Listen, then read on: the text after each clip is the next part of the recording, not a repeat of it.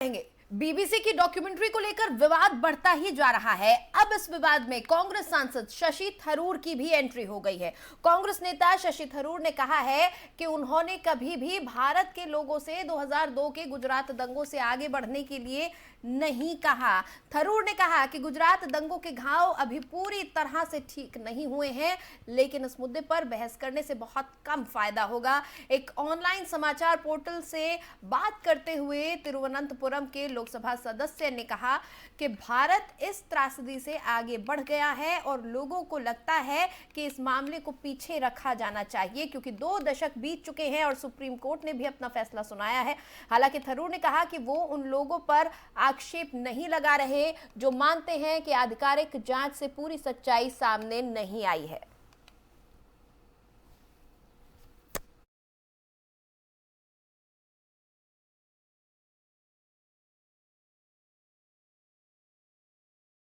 और पंजाब के पूर्व मुख्यमंत्री अमरिंदर सिंह महाराष्ट्र के नए राज्यपाल बन सकते हैं, ऐसी संभावना कुछ मीडिया रिपोर्ट्स के हवाले से जताई जा रही है। गौरतलब है कि महाराष्ट्र के वर्तमान राज्यपाल भगत सिंह कोश्यारी ने कुछ दिन पहले पद से हटने की इच्छा जाहिर की थी। अमरिंदर सिंह कुछ वक्त पहले ही कांग्रेस छोड़ भारतीय जनता पार्टी में शामिल हुए थे। उन्होंने पंजाब लोक कांग्रेस नाम की पार्टी का भी गठन किया था।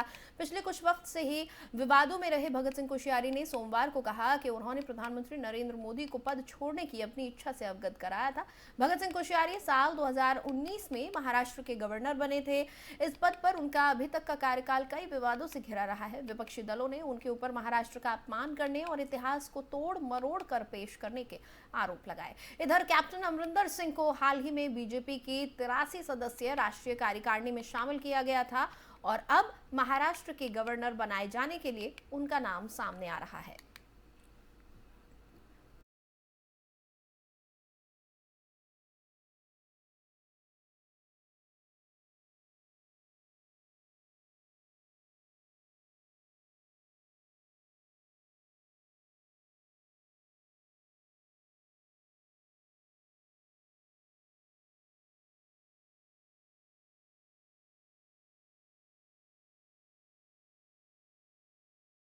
इधर उत्तराखंड 4 धाम यात्रा का शंखनाद हो चुका है। इसके लिए राज्य सरकार और बद्रीनाथ केदारनाथ मंदिर समिति ने तैयारियां तेज कर दी हैं। विश्व प्रसिद्ध केदारनाथ धाम के कपाट 26 अप्रैल को खुलेंगे।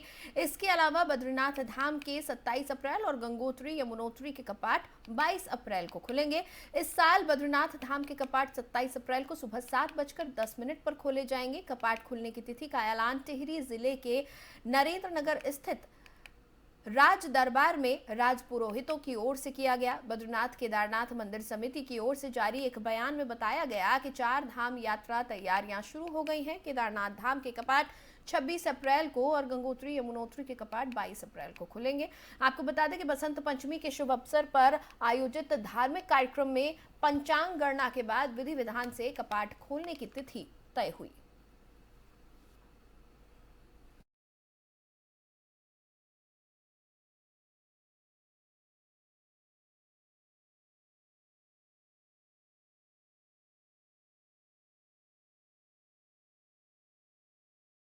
और राहुल गांधी की भारत जोड़ो यात्रा आज पुलवामा से शुरू हुई। आपको बता दें कि यात्रा अपने अंतिम चरण में आ गई है। शुक्रवार को यात्रा जम्मू कश्मीर के अनंतनाग जिले में सुरक्षा कारणों के कारण रोक दी गई थी। राहुल गांधी ने सुरक्षा इंतजाम को नाकाफी बताते हुए कहा कि पुलिस व्यवस्था पूरी तरह से धराशायी हो गई है। आपको बता दें कि पीडीपी प्रमुख महबूबा मुफ्ती यात्रा में राहुल गांधी के साथ शामिल हुई। शुक्रवार को उमर अब्दुल्ला ने भी भारत जोड़ो यात्रा में हिस्सा लिया था।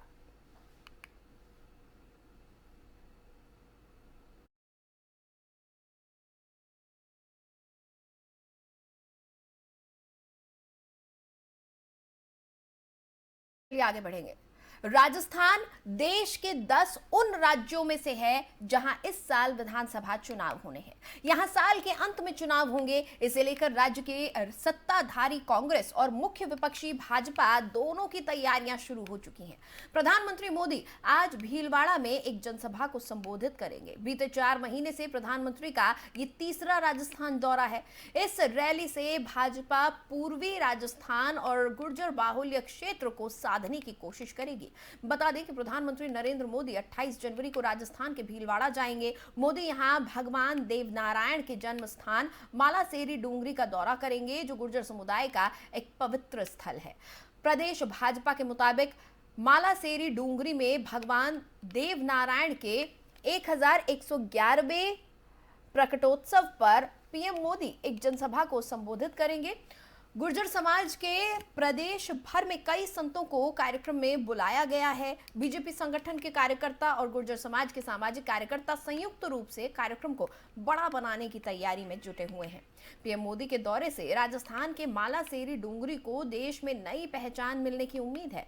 साथ ही मोदी के इस दौरे से गुर्जर समाज को सामाजिक तौर पर भी बड़ा संदेश देने की कोशिश है।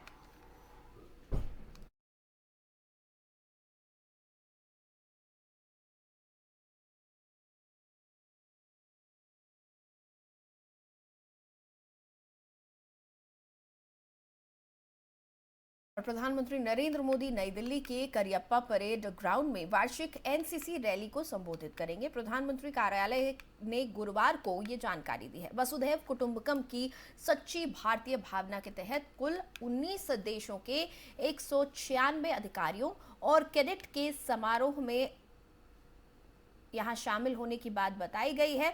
इसके लिए तमाम लोगों को आमंत्रित किया गया है। राष्ट्रीय कैडेट कोर यानी कि एनसीसी इस वर्ष अपनी स्थापना का 75वां वर्ष मना रहा है। इस कार्यक्रम के दौरान पीएम मोदी एनसीसी के 75 वर्ष पूरा होने के मौके पर 75 रुपए मूल्य का एक स्मारक सिक्का भी जारी करेंगे। पीएमओ द्वारा दी गई जानकारी में कहा गया कि इस रैली में एक भारत श्रेष्ठ भारत विषय पर एक सांस्कृतिक कार्यक्रम भी होगा। आपको बता दें कि पीएम मोदी ने बुधवार को नेशनल कैडेट्स को यानी एनसीसी के कैडेट्स और राष्ट्रीय सेवा योजना एनएसएस के स्वयंसेवकों को संबोधित करते हुए, आप युवा हैं, ये आपके लिए भविष्य बनाने का समय है। आप नए विचारों और नए मानकों के निर्माता हैं। आप भारत के अग्रदूत हैं। इन शब्दों के जरिए उनका मनोबल बढ़ाया था।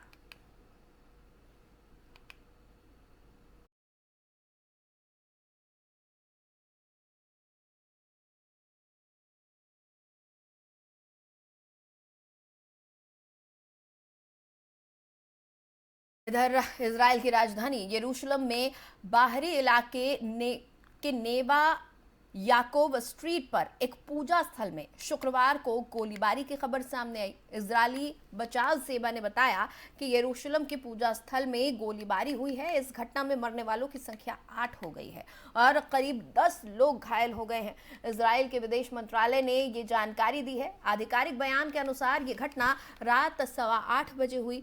ये हमला फिलिस्तीन के वेस्ट बैंक में इजरायली सैनिकों द्वारा 9 लोगों के मारे जाने के एक दिन बाद हुआ है। पुलिस का कहना है कि यह गोलीबारी एक आतंकवादी हमला है।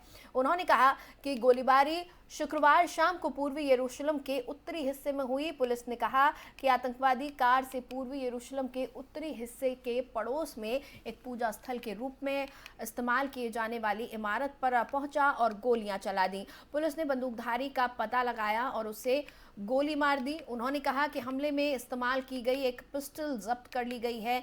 मेगन डेविड एडोम यानी एमडीए बचाव सेवा ने कहा कि उसके चिकित्सकों ने घटनास्थल पर 5 पीड़ितों को मृत घोषित कर दिया। एमडीए स्टाफ ने कहा कि 70 साल की एक महिला और 20 साल के एक युवक की हालत गंभीर बनी हुई है और 14 साल के एक लड़के की हालत मध्यम रूप से गंभीर है।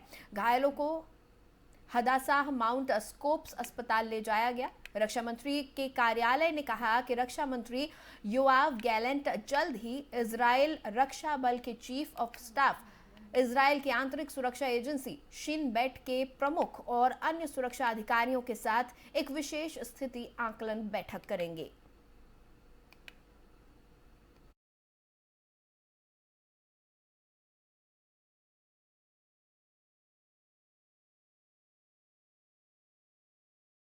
बीबीसी की डॉक्यूमेंट्री की स्क्रीनिंग को लेकर लगातार बवाल जारी है। दिल्ली और कोलकाता में स्क्रीनिंग की जिद को लेकर हंगामे के बाद आज यानी शनिवार को मुंबई में Tata institute of social science में स्क्रीनिंग का ऐलान किया गया है।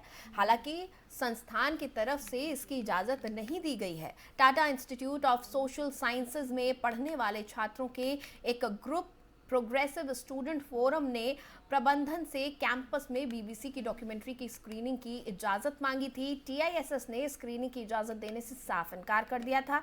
इजाजत न मिलने के बावजूद फोरम ने शनिवार यानी कि 28 जनवरी को शाम 7 बजे डॉक्यूमेंट्री की स्क्रीनिंग करने की घोषणा की है।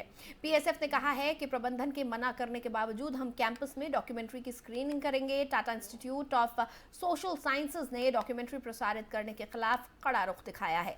टीआईएसएस ने संस्थान के अंदर बीबीसी की डॉक्यूमेंट्री की स्क्रीनिंग न किए जाने को लेकर एडवाइजरी जारी की है। एडवाइजरी में कहा गया है कि संस्थान में ऐसी किसी भी स्क्रीनिंग और सभा की अनुमति नहीं है जो शैक्षणिक माहौल को बिगाड़े और उसकी शांति और सद्भाव को खतरे में डाले। एडवाइजरी में आगे कहा गया है कि ऐसा संज्ञान में आया है कि छात्रों के कुछ समूह देश के कुछ हिस्सों में अशांति पैदा करने वाली बीबीसी की इस डॉक्यूमेंट्री की परिसर में स्क्रीनिंग करने की योजना बना रहे हैं। वहीं कुछ छात्र इस डॉक्यूमेंट्री के विरोध में कुछ विश्वविद्यालयों में सभा आयोजित करने की योजना बना रहे हैं। इस एडवाइजरी में छात्रों को ऐसी किसी भी गतिविधि में शामिल होने से बचने की सलाह दी गई है। कहा गया है कि यदि कोई भी छात्र इस प्रकार की गतिविधि में संलिप्त पाया जाता है तो उसके खिलाफ नियमानुसार कार्रवाई की जाएगी।